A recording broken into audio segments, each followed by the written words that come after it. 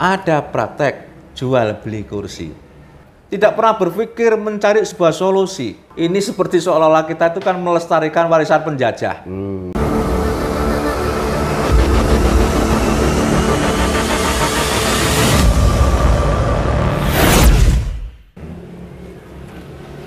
Assalamualaikum warahmatullahi wabarakatuh. Hari ini saya sedang bersama Bapak Ahatoni, Wakil Ketua DPRD Surabaya. Ya. Tujuan kami bertemu Pak Ahatoni adalah untuk ngobrol-ngobrol tentang perkembangan pendidikan di Kota Surabaya. Sebab selama ini masalah penerimaan siswa baru, zonasi dan lain-lain masih muncul beberapa persoalan, Mas Tony. Ya. Mungkin saya ingin tahu sekali dari sudut pandang Mas Tony, seperti apa dunia pendidikan, khususnya tentang BPPD ini di Surabaya, Mas Tony? Sudah vaksinasi. Alhamdulillah. Alhamdulillah. Kalau vaksinasi saya lepas kan enggak apa-apa. Oh iya, gitu ya. Kita aman. Aman, ya. Jadi kita lepas. Baik Pak Sadek, terima kasih kesempatannya. Tapi tadi disampaikan apa persoalannya dunia pendidikan kita sekarang. Terutama PPDB ini yang sedang hangat. Dan menjadi keresahan banyak masyarakat terkait dengan kebijakan pemerintah, keputusan pemerintah yang menerapkan sistem penerimaan. Kalau dulu kan melalui jalur menggunakan danem dan sebagainya. Sekarang itu di klaster ada jalur afirmasi, ada jalur prestasi, ada jalur zonasi. Dan kemudian mereka yang pindah dan sebagainya melalui jalur rekomendasi. Empat hal itu yang saya tangkap tentang penerimaan siswa baru, baik di tingkat SMP, SD, SMP maupun SMK. Persoalannya adalah adanya perilaku masyarakat kita yang lebih cenderung mengejar masuk ke sekolah negeri. Pertama. Kemudian yang kedua, terbatasnya kuota sekolah negeri. Yang kedua. Yang ketiga, kaitan dengan posisi dari sekolah-sekolah yang kan ada penerapan jalur zonasi. Mestinya itu satu zonasi atau satu kelurahan atau dua kelurahan ada satu sekolahan. Tetapi kan sekarang ini tidak begitu. Ada yang di satu wilayah kecamatan tidak ada SMP. Ada di salah satu kecamatan tidak ada, dua kecamatan tidak ada SMK atau SMA. Sehingga tempat-tempat itu ketika diterapkan jalur zonasi, dipastikan mereka tidak akan sampai kapanpun sulit untuk bisa masuk kepada SMA negeri. Kemudian di sisi lain, masyarakat ini kan membutuhkan pelayanan yang makin baik. Untuk pendidikan itu menjadi sebuah kebutuhan dasar masyarakat, kebutuhan daripada masa depan bangsa, sehingga pendidikan menjadi solusi investasi bagi masyarakat terhadap masyarakat untuk mengatasi persoalan yang akan datang. Sebentar Mas, ya. Sebelum dilanjut, saya ingin tanya, kenapa masyarakat itu sekarang masih ada kecenderungan kepingin masuk ke negeri? Ya. Kenapa agak swasta? Kalau itu yang ditanyakan tiga hal minimal. Yang pertama faktor biaya. Di negeri itu cenderung dipandang sebagai jalur yang lebih murah karena di situ ada gratis. Ringan bahkan gratis. Yang kedua, jalur negeri itu dianggap sarana prasarananya baik. Lebih lengkap. Lebih lengkap, karena dibiayai negara. Yang ketiga, karena ada yang variabel yang kedua itu menjadikan kualitas daripada negeri oleh sebagian itu di masyarakat memandang ini menjadi lebih baik daripada swasta. Nah, paradigma ini yang pemahaman ini yang dirasakan oleh masyarakat dan yang difahami oleh masyarakat, sehingga ini menjadi alasan kenapa masyarakat berburu sekolah-sekolah negeri. Saya pikir tiga itu.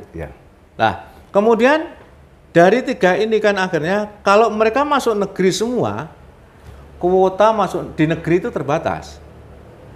Ya kan?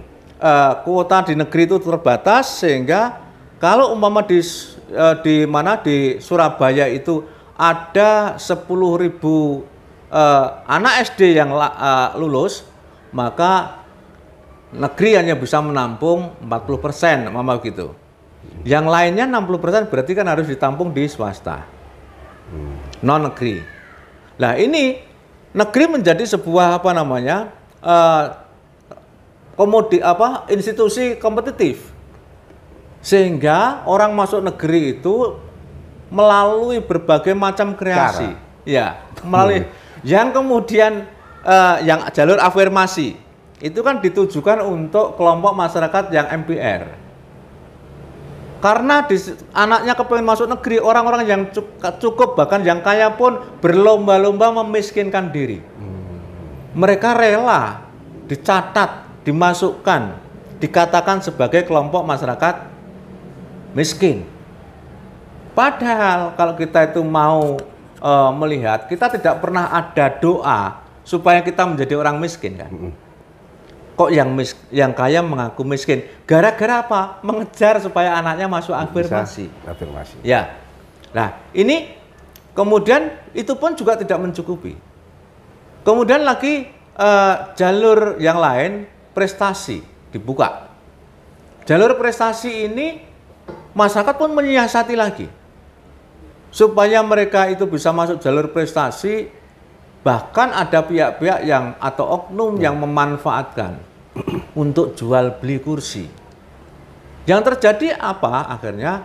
Bahwa masuk sekolah itu di awal sudah ada beban yang tinggi, hanya mengejar kepengen masuk anaknya negeri dengan label dan kualitas yang diinginkan tadi. Nah, akhirnya apa? Tercoreng dunia pendidikan. Ada praktek jual beli kursi. Pemerintah atau mungkin dinas pendidikan dan yang lain bisa mengatakan, oh tidak ada. Tetapi adalah kami mendengar di masyarakat pengaduan itu. Banyak malah, Mas. Banyak.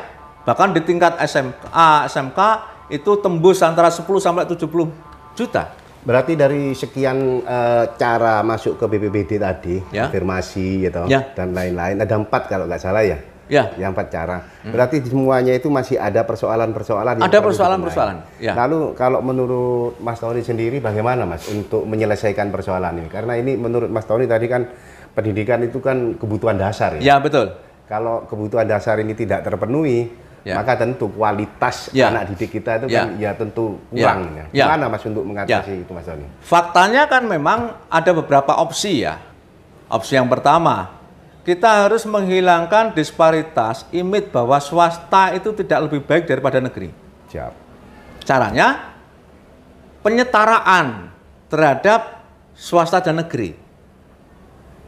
Nah, kemudian terhadap 3 variabel yang tadi saya sampaikan, biaya, sarana prasarana, dan kualitas, maka untuk 2 hal, sarana prasarana dan kualitas harus selesai dulu.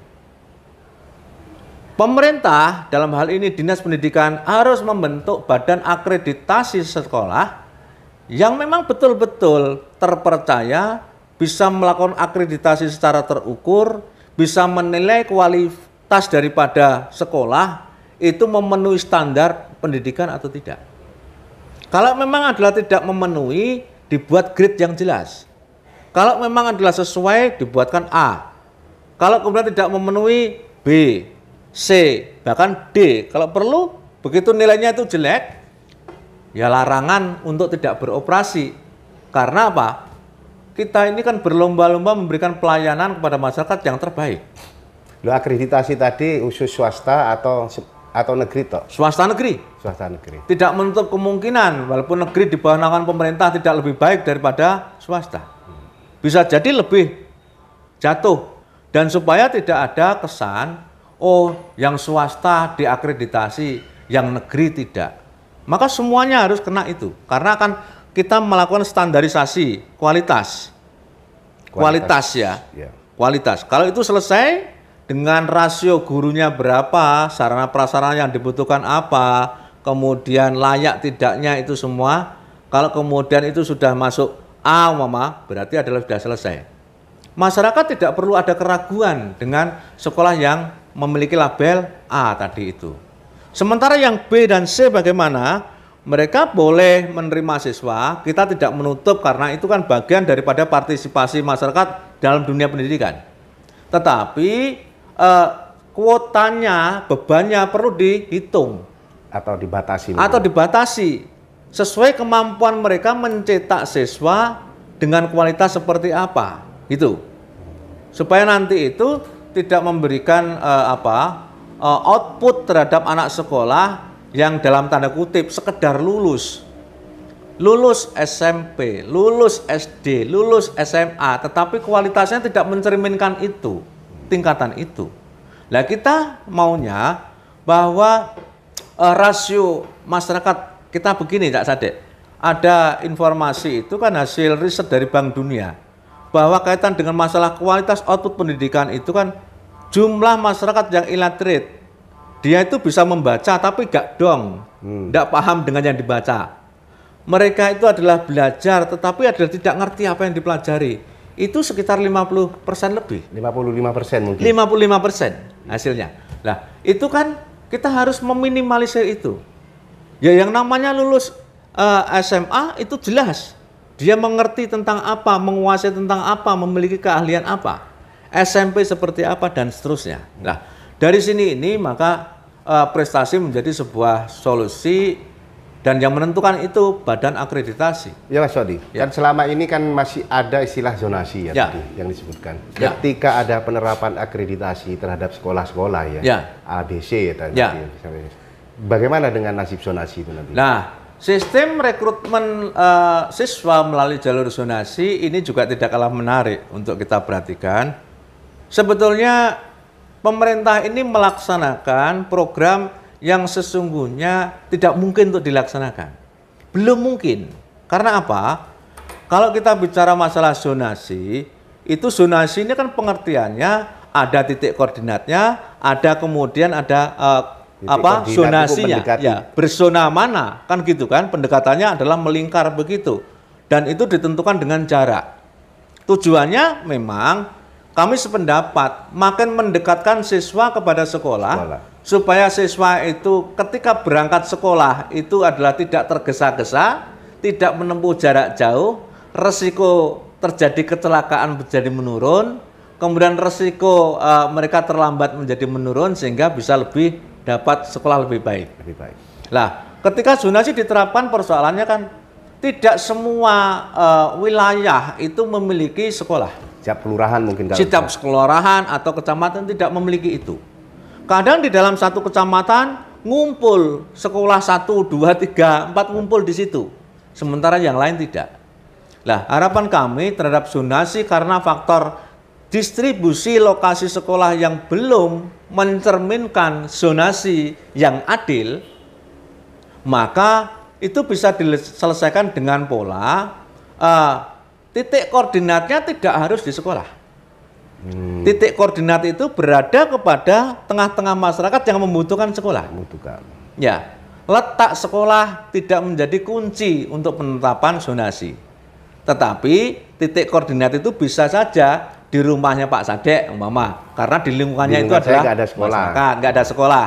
Maka ini koordinatnya, lalu sekolahnya di mana? Maka ditentukan yang sekolah-sekolah yang berdekatan, yang ngumpul tadi itu langsung SMP 1 umpama untuk wilayah zona sana, B sana. Nah, sekarang kan tidak begitu Pak Sadek. Titik zonasinya ada di sekolah ini, sehingga di dekat ini yang kemudian yang di kawasan bisa itu masuk sekolah. Yang di sini sampai kapanpun tidak bisa masuk sekolah. Nah, ini praktek ini kan terjadi sampai sekarang. Dan pemerintah dan rezim pendidikan tidak pernah berpikir mencari sebuah solusi, gagasan, ide, inovasi bagaimana keadilan daripada masyarakat yang ada di luar zonasi sekolah. Maka ya harus memindahkan tempat titik koordinatnya di tengah masyarakat. Sekolah fungsinya sebagai daya tampung saja, penampung terhadap zona di mana titik koordinat tadi diletakkan. Kemudian yang berikutnya, kadang-kadang kita juga dihadapkan pada ada lingkungan masyarakat yang produktif, artinya masih pasangan muda, kemudian memiliki anak yang kemudian bertumbuh, ada yang lingkungan perumahan lama yang dihuni oleh orang-orang yang manula begitu, sehingga sudah tidak produksi lagi, jadi pertumbuhan masyarakatnya ini, maka pendidikan harus memotret. Umpama tahun ini kita identifikasi jumlah anak SD kelas 6 itu berapa, bertempat di mana, ternyata tidak ada di wilayah orang yang tua-tua tadi, di wilayah produktif, ya. Maka zonasinya walaupun ini di dalam satu wilayah tidak diletakkan di situ. Titik koordinat itu ditaruh kepada hasil pemotretan di mana siswa-siswa itu berada. Ya. Di situ dengan begitu akhirnya nanti itu ada fungsinya zona itu. Nah, zona di sini ini kadang-kadang diletakkan di tengah sekolah, dan sekolah itu jauh daripada anak-anak, calon siswa, sehingga zona menjadi tidak berguna. Tetap saja yang masuk di sini adalah orang-orang jauh. Ini maksud saya. Dan itu beberapa persoalannya. Mas, dari penjelasan sampean tadi bahwa ada akreditasi ya. Akreditasi itu saya simpulkan kayaknya seperti pemerataan pendidikan di seluruh kota Surabaya. Sepertinya seperti itu nantinya. Jadinya seperti itu. Akreditasi sekolah tadi itu. Pemerataan kualitas. Pemerataan kualitas. Ya. Bukan sesuai standar. Bukan. Bukan ya. Bukan. Kalau itu akreditasi kan menjamin bahwa sekolah swasta dan sekolah negeri itu kualitasnya sama. Terjamin semua, gitu Mbak. Kalau kemudian sekarang kan di hadapan kalau swasta konon menurut pandangan orang-orang tertentu tidak lebih baik. Ya. Sampai kan sekarang. Gitu kan? Sampai sekarang kan begitu. Masih ada itu. Lah, untuk menghilangkan stigma itu, karena kita tahulah bahwa pendidikan di Indonesia ini tidak cukup hanya diserahkan pada pemerintah saja, tetapi partisipasi masyarakat juga harus turut serta. Sehingga keberadaan swasta dan negeri kalau memang mereka telah bisa kerjasama dengan baik, ya difasilitasi. Ketika nanti pemerataan kualitas, ide Mas Tony ini sudah diberlakukan ya, pemerataan lewat akreditasi ya. Kan ya, ini kan standarisasi kualitas melalui akreditasi. Melalui akreditasi. Ya. Kayaknya zonasi itu nggak akan berlaku, bener ya Mas? Betul. Lah sekarang zonasi itu tidak menjadi faktor kompetitif, ya. Sehingga orang tidak berlomba-lomba untuk melakukan penipuan, membuat keterangan palsu, dengan dia tinggal di mana, lalu seolah-olah tinggal di dekat sekolah. Jadi melatih budaya jujur itu akan bisa terjadi di situ. Dan yang kedua itu kan sekolah di swasta dan negeri sama-sama dijamin baik, karena produknya mulai input, proses, outputnya dijamin, terukur semua. Oke. Nah ini Mas, ada pertanyaan lagi.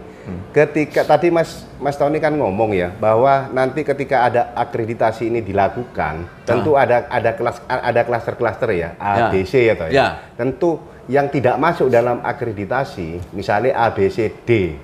Yang D ya, D ini nggak masuk karena dari kualitas kurang, dari guru kurang ya. Terus bagaimana nasibnya tidak sekolah? Memenuhi syarat. Tidak memenuhi syarat. Hasil akreditasi yang D tidak boleh menerima siswa. Itu kan konsekuensinya. Karena kalau itu membuka siswa, kemudian terjadi proses pendidikan belajar mengajar, pelaksanaannya dipastikan tidak baik. Tidak baik. Outputnya juga tidak baik. Merugikan masa depan anak, merugikan masa depan bangsa. Nah, untuk menghadapi itu maka ditawarkan kepada yayasan yang bersangkutan, lembaga yang bersangkutan untuk memperbaiki. Mampu nggak meningkatkan? Saya mendengar sambil minum Mas ya. Iya, monggo. Silakan. Jadi mampu nggak meningkatkan sarana prasarananya? Mampu nggak meningkatkan tenaga pengajarnya? Mampu nggak melaksanakan sistem pendidikan yang nanti outputnya bisa memenuhi standar yang ditentukan. Kalau memang mampu, diberi kesempatan. Kalau memang tidak mampu, kompromi pemerintah sama lembaga pendidikan tadi bisa diakuisisi. Pemerintah harus memiliki solusi bijak. Jangan kemudian menutup lalu tidak memberikan solusi.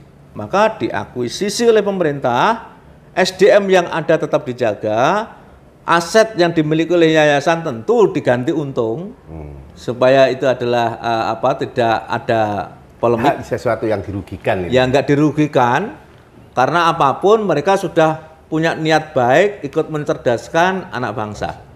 Maka diganti untung, kemudian SDM yang ada tadi itu diakuisisi oleh pemerintah, disejahterakan gurunya dan karyawan pegawainya, wawasan mungkin ya, ditingkatkan kualitasnya, lalu diakuisisi menjadi sekolah negeri. Itu mungkin salah satu solusi yang lain. Mas, tadi Mas Tony kan yang ngomong bahwa salah satu itu terkait biaya kenapa orang berebut masuk negeri. Oh iya, saya lupa. Lah kalau kembali ke ini barusan ya, setelah penerapan akreditasi terhadap sekolah, kualitas mutu ya dan lain-lain ya, ini sudah diterapkan. Bagaimana dengan anggaran ini? Nah, kalau dulu itu kan kalau negeri gak bayar kasarnya yang swasta mahal sehingga berebut. Gimana Mas anggaran ini, Mas? Untuk mengatasi itu masih ada solusi-solusi lain. Bahwa Indonesia itu dikenal masyarakat yang toleran, saling bergotong royong. Budaya itu kan ada, Cak Sadek? Sampai sekarang. Ya, lah budaya itu jangan dimatikan dalam konteks pendidikan, karena di pendidikan berdasarkan Undang-Undang Sistem Pendidikan Nasional itu kan juga disebutkan bahwa pendidikan itu tidak ansih menjadi tanggung jawab negara, pemerintah, tetapi juga masyarakat. Ya, untuk ini kan bisa dilakukan dengan cara begini. Kondisi sekarang negeri gratis, swasta berbayar. Siap. Sehingga orang berburu ke negeri. Betul. Akhirnya ini menimbulkan kesan bahwa ada kasta di pendidikan. Ada kelas masyarakat swasta, ada kelas masyarakat negeri. Ini kalau diterus-teruskan, ini seperti seolah-olah kita itu kan melestarikan warisan penjajah. Ya, benar. Ada kelas masyarakat KW1, ada KW2 begitu. Jadi itu tidak cocok lah zaman kita sudah merdeka. Mari kita angkat martabat ini dengan baik, dan kita selesaikan beban itu secara tidak hanya secara gotong royong. Pendekatannya begini. Kita bisa menghitung ongkos pendidikan di swasta. Setiap anak sekolah kelas 1 sampai kelas 3 lulus SMP umpama, itu biayanya di satu sekolah berapa? Nanti dikalikan. Semisal satu siswa 1 juta misalnya. 1 juta. Dalam 3 tahun ya? Dalam 3 tahun. Dan kemudian ini kan sudah, itu ukuran standar. Ongkos produksinya begitu. Andai kata begitu. Dan di negeri, gratis. Kalau itu terjadi maka bisa diselesaikan itu. Mungkin kan soal gratis tidak kena ada regulasi. Supaya tidak terjadi kesalahan itu, maka pemerintah saya pikir bisa melakukan diskresi dalam rangka untuk membangun kesetaraan beban. Swasta 1.000, negeri gratis, maka bisa aja itu dibagi 2. Swasta negeri sama-sama berbayar. Negeri berbayar 500, swasta diturunkan 500. Kan gitu kan? Tanggung renteng lah. Tanggung renteng. Yang punyanya yang dihimpun dari negeri diperbantukan kepada sekolah swasta. Nah, dengan begini indah saya rasa pendidikan ini, kita tidak dihadapkan pada persoalan kong kali kong permainan titipan, kemudian ada penjualan, kemudian saling menjatuhkan di sekolah enggak. Nah, tanggung jawab kita itu kan bagaimana kita menyelesaikan, mencerdaskan generasi ini supaya siap ke depan. Sekarang coba Cak Sadek, kita bagaimana kita tidak miris. Ada anak tidak sekolah, pemerintah memobilisasi supaya mereka sekolah. Muncul mau sekolah, itu sudah alhamdulillah kita. Begitu masuk sekolah, tidak mendapatkan sekolah. Lalu pemerintah diam, tidak memberikan solusi. Dolim kan? Ya kan? Ya tidak boleh dong begitu. Nah, ini yang terakhir Mas Tony. Ketika akreditasi ini kan sistem akreditasi tadi yang Mas Tony usulkan ya ke pemerintah. Kalau ingin diterapkan tentu kan harus ada pijakan ya. Apakah saat ini belum ada pijakannya atau harus membuat pijakan baru nanti? Kalau akreditasi saya rasa sudah ada, Badan Akreditasi Nasional ada, di pendidikan ada, di perguruan tinggi bahkan ada. Itu cuman saya nggak ngerti bagaimana Badan Akreditasi ini kok masih memberikan, sudah ada tetapi kok image masyarakat bahwa negeri itu lebih baik daripada swasta. Padahal kalau kita tuh ngomong tidak semuanya lah. Ada negeri yang jauh lebih baik daripada swasta, banyak. Karena adalah dilakukan secara lebih serius. Nah sekarang adalah supaya yang swasta tadi terdirect naik, maka Badan Akreditasi itu betul-betul menilai dan menunjukkan kekurangannya sekaligus memberikan solusinya. Gitu. Kalau itu adalah bisa dilakukan selesai melalui kekuatan dari sektor swasta, ya selesaikan. Tapi kalau tidak, bolehkan pemerintah itu membantu swasta supaya mereka itu bisa mencukupi sarana prasarana dan kualitasnya. Oke Tretan, kayaknya persoalan PPDB yang ada di Surabaya plus solusi yang disampaikan oleh Mas Tony kayaknya perlu didengar dan dipertimbangkan oleh pemerintah kota Surabaya. Karena salah satu tujuan dari Mas Tony adalah untuk pemerataan pendidikan dari sisi kualitas. Ya. Nah, untuk sementara acara sampai di sini dulu. Mungkin kedepannya bisa kita lanjut. Siap. Assalamualaikum warahmatullahi wabarakatuh. Waalaikumsalam warahmatullahi wabarakatuh. Ya kan?